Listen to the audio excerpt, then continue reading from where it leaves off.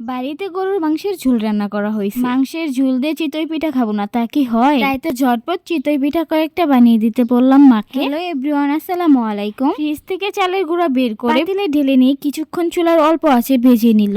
এবার চুলায় সে একই পাতিলে দিয়ে দিল পানি। গরম পানি দিয়ে এই চালের গুঁড়াটা মাখাতে হবে। চালের গুঁড়ায় স্বাদ মতো লবণ, পানি দিয়ে ভালোভাবে চিতই পিঠার একটা ব্যাটার বানিয়ে নিল। দেখতেই পাচ্ছেন চিতই পিঠার এই ডোটা বেশি পাতলাও না বেশি ঘনও না। এবার চুলার উপর রেখে দেওয়া গরম মাটির খোলাতে একটা চামচের সাহায্যে চিতই পিঠা দিয়ে দিব। চিতই পিঠাতে অসংখ্য ফুটি কাটলে ঢাকনা দিয়ে ঢেকে দিব।